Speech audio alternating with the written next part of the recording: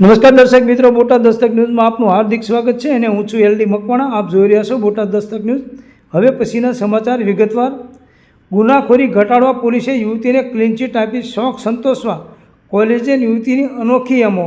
સહેલીના કપડાં તેના જ ઘરે ચેન્જ કરવાના બહાને 10 ઘરેથી 34 તોલા સોનું તફડાયું.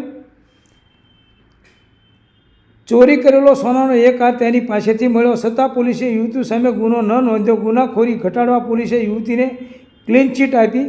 રાજકોટના ઉપલા કાંઠા વિસ્તારમાં રહેતી 21 વર્ષની યુવતીના તરખાટથી અનેક પરિવારોએ સોનાના ઘરેણા રોકડ ગુમાવી છતાં પોલીસ ફરિયાદ લેતી નથી.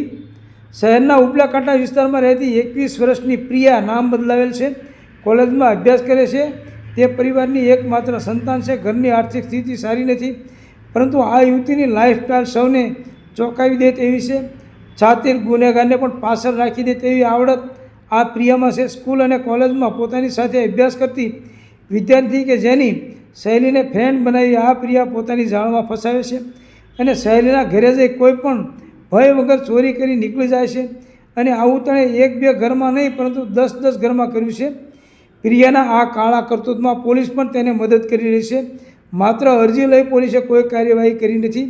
શહેરના ઉપલા કાંઠા વિસ્તારમાં 80 ફૂટ રોડ પરની કસ્તુરી રેસિડેન્સીમાં રહેતા રાજેશભાઈ ગોરધનભાઈ અજુડિયાએ પ્રિયાના કરતૂત વર્ણવતા કહ્યું હતું કે તેમની પુત્રી કોલેજમાં અભ્યાસ કરે છે. ઇન્સ્ટાગ્રામથી પ્રિયાએ તેનો સંપર્ક કરી રાજેશભાઈની પુત્રીને મિત્ર બનાવી હતી અને થોડા દિવસ ચેટિંગ કર્યું હતું. બાદમાં પ્રિયાએ તારા ટ્રેડિશનલ કપડાં ખૂબ જ સરસ છે, મારે પ્રસંગમાં પહેરવા લઈ જવા છે તેમ કહેતા રાજેશભાઈની પુત્રી હા કહી હતી અને તારીખ 22 ઓક્ટોબરે પ્રિયા રાજેશભાઈના ઘરે પહોંચી હતી.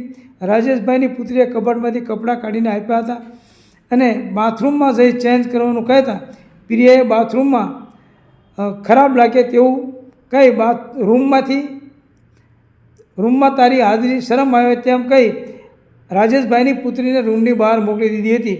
બાદમાં રૂમ અંદરથી બંધ કરી પંખો 5 ઉપર કરી નાખ્યો હતો અને 20 મિનિટ બાદ ફરીથી પોતાના કપડાં પહેરીને પ્રિયા જતી રહી હતી.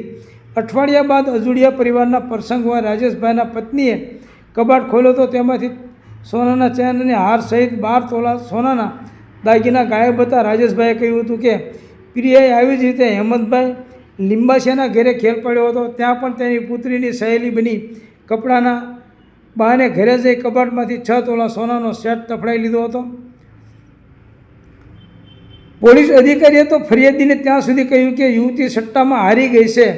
પોલીસે કહ્યું તેના સંબંધીના ઘરની ચોરી કબૂલે છે, તમારી નથી કબૂલતી. રાજેશભાઈ અજુડિયા વિપુલભાઈ પરસાણાના સહિતના ભોગ બનનાર B ડિવિઝન પોલીસ સ્ટેશને ગયા હતા અને તેમણે પ્રિયાએ ચોરી કર્યાનું કહેતા પોલીસે અરજી લીધી હતી અને પ્રિયાની ખાનગીમાં પૂછપરછ કરી હતી. ત્યારબાદ પોલીસ અધિકારીએ રજૂઆતથાર્થીઓને કહ્યું હતું કે પ્રિયાએ તેના મામા અને માસીના ઘરમાંથી ચોરી કર્યાનું કબૂલ્યું છે, પરંતુ તમારા ઘરની ચોરી કબૂલતી નથી. અધિકારીએ એવું પણ કહ્યું હતું કે પ્રિયા કેટલાક યુવકો સાથે ફરે છે અને તે ક્રિકેટ સટ્ટામાં રકમ હારી ગઈ છે. તે રકમ ચૂકવવા કેટલીક જગ્યાએ ચોરી કરી છે. વિપુલભાઈ પરસાણાના ઘરમાંથી 7 મહિના પહેલાં પ્રિયાએ હાથ ફેરો કર્યો હતો. જાણ થતાં વિપુલભાઈ B ડિવિઝન પોલીસ સ્ટેશનમાં ફરિયાદ કરવા ગયા હતા. તે સમયે પોલીસ તેમની પાસેથી સાદા કાગળમાં અરજી લીધી હતી. તેની કોપી વિપુલભાઈને આપી નહોતી. તે અરજીને ઇન્વર્ટ કરી નહોતી. લાંબો સમય વીતી જતા અને અન્ય લોકો પણ પ્રિયાનો શિકાર બનતા તે લોકો પોલીસ સ્ટેશને પહોંચ્યા ત્યારે વિપુલભાઈએ પોતાની અરજીની તપાસ ક્યાં પહોંચી તેમ કહ્યું તો તેમની અરજી પોલીસને મળી નહોતી. પોલીસે ગત તારીખ 27 ડિસેમ્બરના ફરીથી વિપુલભાઈ અરજી લીધી હતી અને તે અરજી પણ ઇન્વર્ટ કરી નથી.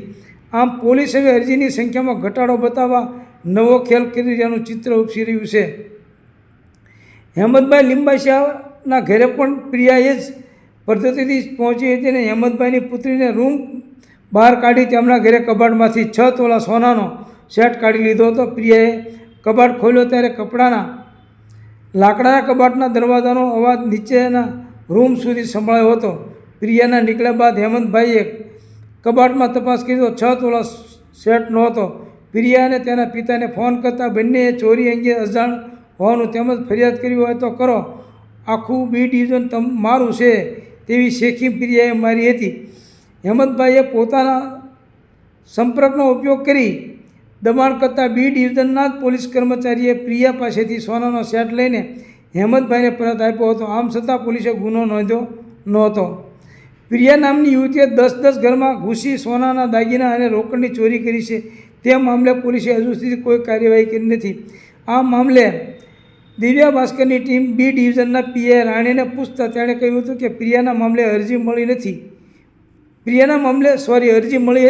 9 મહિનાથી તપાસ ચાલી રહી છે. હેમંતભાઈ લિંબાસિયાને ચોરી થયેલો હાર પરત અપાવવાનું પીઆઈ રાણે સ્વીકાર્યું હતું અને ભોગ બનનાર જો હવે ફરિયાદ કરવા આવશે તો ગુનો નોંધી દેશું તેવું જણાવ્યું હતું.